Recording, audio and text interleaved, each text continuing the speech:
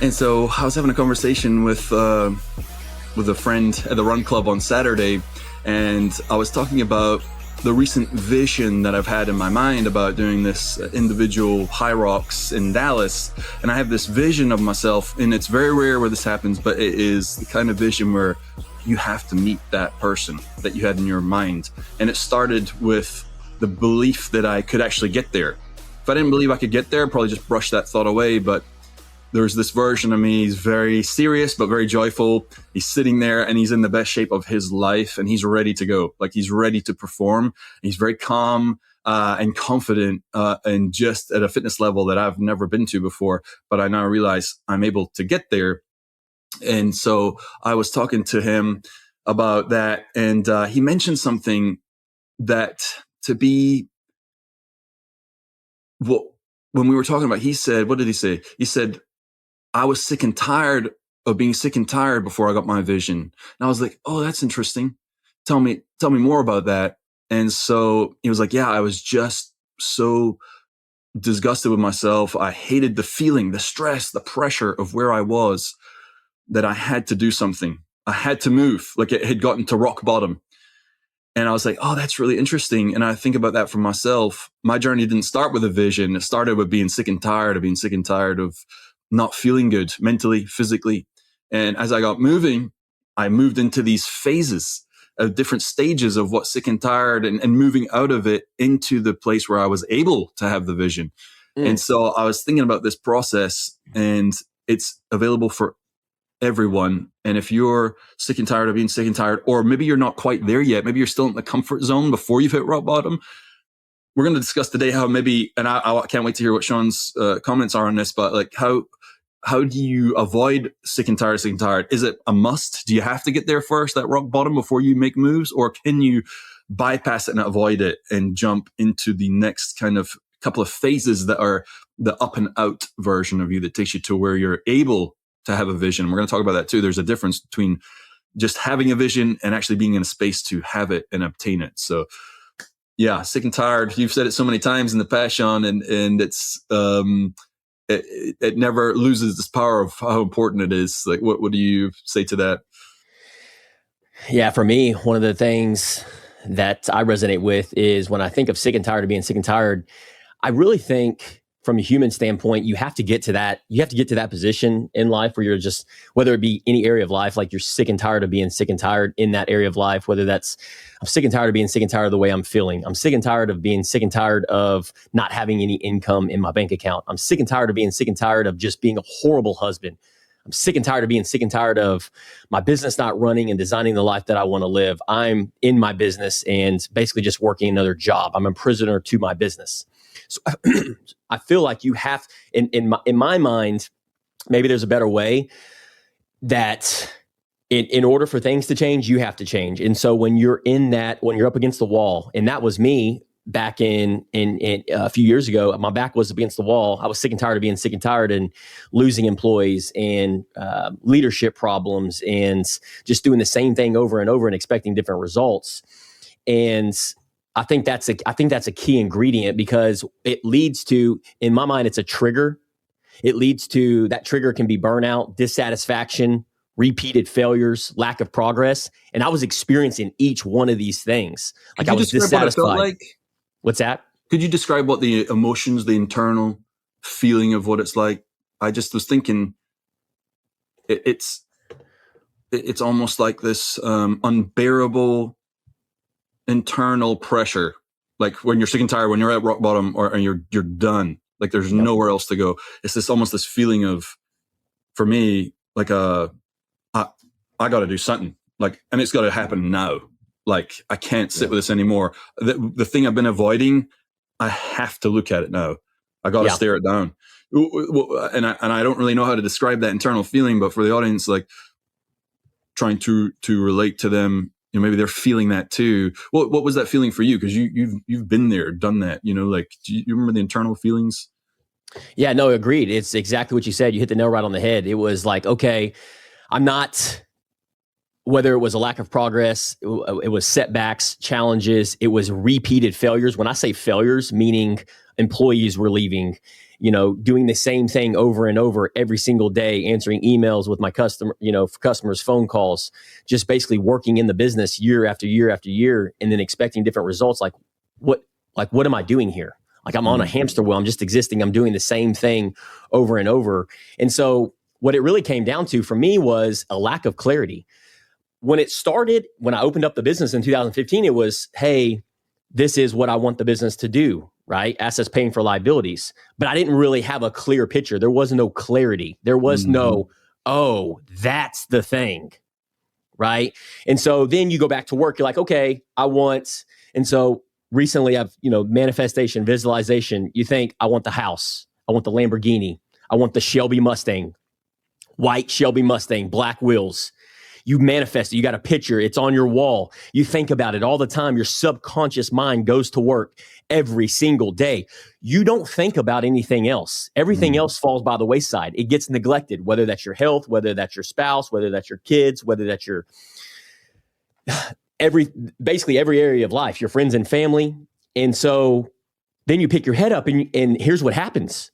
A year, 2 years, 3 years, maybe 4, maybe 5, maybe 6, maybe a decade.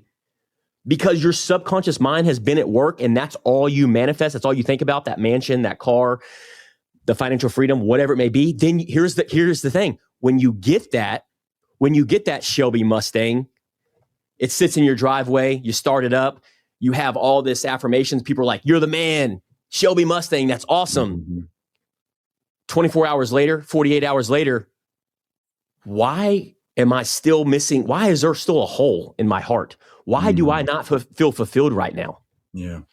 That, my friend, is the sick and tired of being sick and tired, because I was weighing all my feelings and fulfillment on external materialistic things or situations. Listen to what you just said there too, right? You could be down and out, broke, or the business not built yet, and you're sick and tired of that moment. And so you build. Yeah. And then you fulfill that. And then you have the money, and then you get the car, house, and still sick and tired. So it's not a matter of finances or situational surroundings, because you can be broke, you can be rich, and sick and tired, still in the same place. So, and you had mentioned it there, clarity, and we're going to be discussing that a lot going forward, but that moment of discomfort, right? Because it doesn't feel good. You're so sick and tired of being sick and tired that you have to take that action. So something is done next. Like maybe you find some more information. What direction do I need to go? And once you do that, you realize the thing that you haven't been wanting to look at, because you got sick and tired for a reason. Like I know for me, it's like I knew what was happening in the subconscious. I didn't want to look at it. And I'll just push that to the side. I'm going to keep focusing on the car, on the house. That's right. And not focus on what I need to focus on, because it's scary. That thing you need to look at, it's not normally very comfortable, because it's normally some kind of internal deficiency that we feel, right? It's almost like a dragon you need to slay. And so you don't look at it. You focus on what's fun. What's the dopamine hit? Oh, the glory of the car and the finances and the vision of that. But then you get to that moment, of where that didn't work. Okay, so now you have to face the dragon. But here's the beautiful part. Once you finally face it, you realize it's not a dragon. It's something that you can do. It's something that you can take action on. And once you do that, once you realize that moment of sick and tired, you then look at what you need to look at. An action is taken, a reaction almost, right? And then you move into a momentum. Yes. Because now you've got some more information. You've got the vision, right, of this information that could lead you out of this discomfort. And now you feel a little more confidence. Yep. Now, once you get the confidence, then you start to really think, what was I worried about in the first place? Right? Because now it's all very clear. The clarity is there. And from the confidence, then you can move into the fact that you are no longer the person you were. You had to level up. And that's the thing. You can stay on this low level and get the car. And because you earned that, right? You earned the house. And I've done this too, but the level of who I was, the dragon wasn't faced. And so now I'm just the lower version who hasn't faced the dragon with the car. Nothing has changed. It's the person that needs to change, right? And once you get to be that person, now you're in a space to have a vision. Yeah. Because you've leveled up. Now what's possible? I'm the kind of person that can do things. And everything you said, man, I've witnessed you do that. And I look at my own success or I don't even want to say success anymore. My success of developing myself as a human being to where I can be content in any situation, which is my true goal, right? Jesus, Paul, the apostle, in jail, was content when he had much and when he had little. And I've always loved that. Like that's true freedom. When you can be in jail and say, I'm totally free and totally happy. That's pretty cool, because then anything that happens after that is a beautiful thing. But what we're talking about today is that sick and tired moment. And if you're there or about to be there, it's awful. It's hell on earth, right? And so how do you get out? What are the steps? And everything you were saying right there with the car, man, it's the perfect analogy. What did you do? You got the car and you sold it. You eventually sold it, which is wild. What led to that? And then, because now you could buy that car today and it would be a completely different experience. Could you explain how that would be? Yeah. So if somebody's listening to this, what I'm thinking is like, if I'm putting myself in their shoes, use the analogy as the Shelby Mustang, right? And so what other, maybe it's a materialistic thing, maybe it's a watch, maybe it's clothing, maybe it's a car, maybe it's a house, maybe it's maybe you're traveling all the time, whatever it may be, whatever that thing is. For me, when I had that car and I drove it within 24 to 48 hours, I was like, oh, this is cool. This feeling is great. But I soon realized the sick and tired of doing the same thing over and expecting different results. I was purchasing these things to fill a void, to fill fulfillment. But the problem is it wasn't fulfilling me. Right. And so if you're listening to this, what are you doing in your life? And I had to reflect back on this and be mindful about it. What am I doing? What are all these decisions and these action steps that I'm taking in my life? And why am I taking these action steps? Because that's leading to, again, dissatisfaction, repeated failures, lack of progress, sick and tired of being sick and tired, which that is all basically the opposite of clarity. Right? Yeah. It's a lack of. So if you're not clear in what direction that you want to go, you're going through life blindfolded. You're going through life aimless. You will, not if, but you will get to a place where, dude, I'm sick and tired of being sick and tired. It can be in your 20s. It can be in your 30s. It can be in your 40s or 50s or 60s. It can be on your deathbed, right? Not in that regret. Now, for me, if somebody's listening to this, and they have that aha moment like, oh, yes, I get it. That's me. I keep doing that over and over and I'm expecting different results. What I would reflect on, why am I making these decisions? Oh, to try to fulfill this repeated failure or lack of progress or dissatisfaction, these feelings in these voids. Instead, let's take a step back and go, what small steps on your journey of life in your life will get you to where you want to go and who you want to become. And here's my point. What are your beliefs? What are your values? And we've said this in previous episodes, but the reason this is so important, the reason I keep bringing this up, because how are you going to get super clear on your actions, Ewan, and where you need to go in life if you don't know what's dictating your decisions, your actions? You can take small steps all day long, but how do you know what small steps to take if you don't have your values, if you don't have your beliefs, and there's a lack of clarity in which direction you need to go? Because then you may just end up, maybe it's not the Shelby Mustang, but maybe it's moving to a different state. I hear stories all the time. People are in a home, they're in a community, and they move. I hear this on podcasts. I hear this from community. I hear this from friends and family. They move thinking that is going to make them happy, that is going to be the new direction that they need to head. But then they soon realize in 6 months, oh, this wasn't the thing. I just uplifted my entire family. I won't mention names, but you know who I'm talking about. I just moved my entire family thinking, and my business thinking this was going to fill that fulfillment. And he even says it on his podcast, right? This was a dissatisfaction. I failed forward. We're moving back to the States. It's one of my favorite sayings. I've said it for a long time. Wherever you go, that's where you are.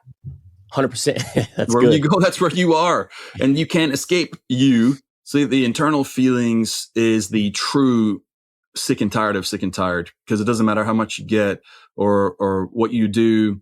It's about who you are, who you become. And until you stare that down, you're going to continue to be sick and tired of sick and tired.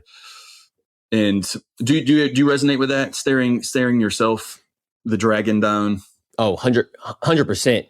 And again, I think it's a good place to be in from just my experience alone, because you can have a guide you can listen to the podcast, you can listen to the YouTube, and a lot of this stuff may not register, right? You're only filtering in what you want to hear and what you want to apply in your own life and where you are in that season of life. But man, if you haven't in the last 15 minutes, that one thing, where is this showing up in the area of life where you're sick and tired of being sick and tired? Because we're all human beings, and there's areas of our life where like, dang, you know what? I haven't really looked at that. I haven't really looked at and stared it down in that area of life. I could work on becoming a better version in that area of life. Let me shine the light. Let me put the lens on that. And so a lot of times what I have found is that our decisions and our actions, the small little steps, whether it's health and wellness, showing up to a run club, business, calling the customer, bringing flowers to your wife, whatever it may be, it's because we are, from my experience, is that I'm not staring it down. I've just got my head in the sand, only focused on this one or two different things. That Shelby Mustang, that moving houses, that mansion, that income, making that 100,000, making that million. Because where focus goes, energy flows. And that manifestation, that visualization will neglect everything around you. And then it's not if, but when. It's a ticking time bomb. Because if there's a lack of clarity and understanding, you will subconsciously get to that, right? Typically, you will get to that. But everything else around you is neglected year after year after year. Being clear in your beliefs, in your values, in your vision, and being mindful about looking at this stuff down. Look on a weekly basis, your goals. Is your action steps aligned with your beliefs and your values? And if they're not, it's only a matter of time before Sean picks his head up in 6 months and repeats that same thing, makes the same decision on the Shelby Mustang versus the version of me now. It's for different reasons why I would purchase the Shelby Mustang, not because I was trying to fulfill something. And it's sneaky. You don't sneaky. know you're in it. Yeah. That's the problem, is that you get to this sudden moment of, I can't handle it anymore. There's signs or symptoms, like for food. Just the example is like if you're overeating or continuing to snack and you know it's not right, but you're doing it anyway, mindlessly existing, that leads to weight gain, which leads to pain, mental, physical, all the stuff, right? We know that's not what we want to have in our lives, but we continue to do it. It's habit. Yep. And there's no reason to change the habit. So then we just sit in guilt and shame, and we continue to do it until you get that bad news from the doctor, or you get that pain that's so bad that you just can't live with it. And then you're sick and tired of being sick and tired. And then you're forced to then make a move. And same with money. Like if are you spending mindlessly? If you're not looking at your bank account, not looking at your budget, and your money's just draining out, and you're freaked out every month, but you don't want to stare at that, that is a sure indication you're on the road to burnout. And here's what I was thinking. The vision I have for myself with High Rocks in Dallas in November is the first time I've had it in a while, to be honest, other than Level Up and Live, but having that reason. I've been able to quit a lot of things. I eat pretty darn healthy. I'm pretty good with all that stuff, but I'd still snack. I'd still have, because I can afford it, right? I can snack here because I'm burning it off, man. I'm doing crazy workouts, runs. So I can eat this thing here and that thing there. But that is self-sabotage, because I still know those things will impact me. And then when I overdo it, I feel bad the next day. I don't sleep good. My body, joints hurt, whatever. And the older I get, the less I need to even eat of that to feel that bad. But having that vision immediately stopped me doing all those things, having that thought process. And I wasn't sick and tired of it. I got out of sick and tired of being sick and tired to where I was in a good place. then I started to build my confidence in the area of fitness to where I was able to have that space to be able to look at the vision that I wanted. And then that really propelled me out of not needing to eat the small, like the little things that make a difference. But key point being there, you have to feel that pain. And once you come out, you get that confidence, and you really want to get to that place where the vision is. Yeah. Where that clear, it's like we're saying, the clarity of what it looks like. There's a reason now to go ahead and do that. Before, I didn't quite have that reason. I didn't have that vision of myself. And so there was no reason to not eat that stuff. There's no reason to not spend that money on this thing, Yes. And so why not just do it? You have to have a bigger purpose. And if you don't have that, it's not like you have to have the purpose. You have to, because if you don't, it goes wayward. It goes sideways. You can't have both. You can't not have a vision and then everything go directly the way you want it to go. Finances and food and relationships, spirituality. You can't just leave it up to chance. The world doesn't work like that. You have to have that North Star, and the clearer, more visceral you can make it, touch it, smell it, feel it. And only once you realize it do you know what this is like. And if you don't know what that feels like right now, maybe it's been a while, but when you're a kid, you definitely had it, and you still have the availability to have that vision today. I think a lot of it to do is people don't believe they can have the vision, so they don't bother making it. Yeah. And so you have to get yourself in the place of belief and confidence that you can. Yeah. Yeah. Yeah. Agreed. When you said that, I really think about the gentleman that you're talking about, and just for confidentiality, like I won't mention his name, but in the run club, he's continued to show up week after week after week.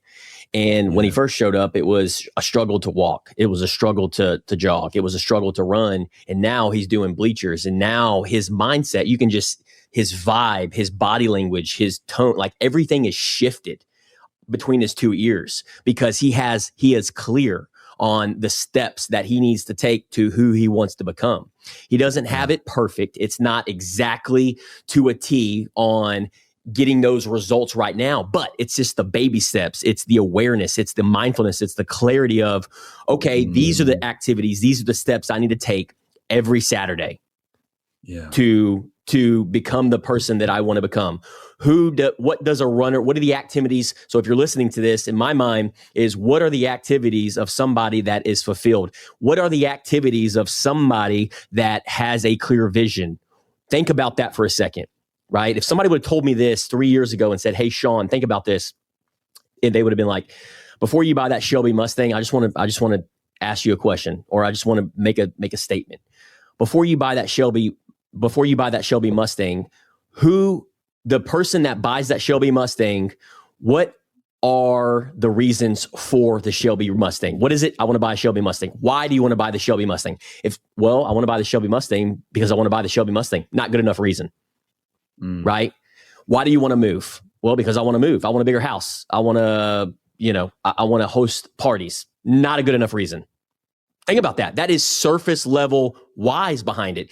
That is what I mean by a lack of clarity. So if you asked the question in the beginning of the episode, if you want to avoid this of sick and tired being sick and tired, in my mind is what helps you get super clear is asking yourself the question, slowing down, staring it down, and asking yourself these questions. Why am I making this decision? Why am I going to the run club?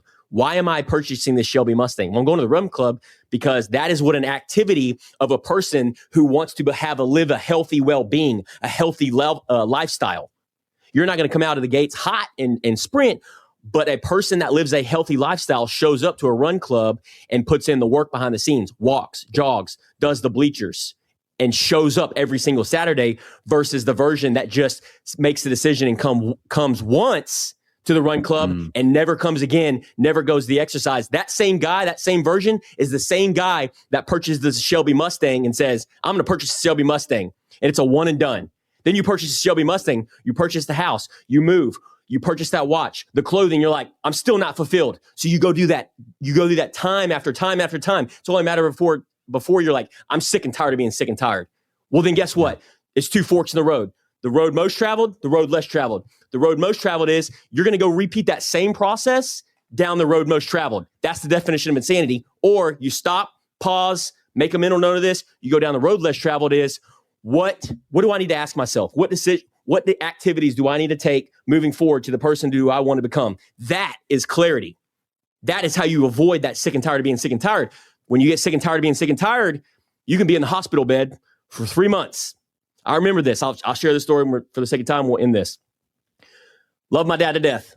My dad, and I've said this before, he had colon cancer. I guess it was about 4 years ago now. He was in the hospital for 3 months. And I remember going there. We had conversations. Dad, you got this. We'd go there. We'd go get some vitamin D. We'd walk him out in the wheelchair, and he'd get some vitamin D, and we'd build him up and just stay positive with him, because if you sitting in the hospital bed, it's just negative vibes. All these thoughts go through your mind. You feel lonely. And my dad, healthy as an ox. And this was the first time in a long time, I guess in probably decades, where he had been sitting in a hospital bed. He came out, he now colon cancer free now, praise the Lord, right?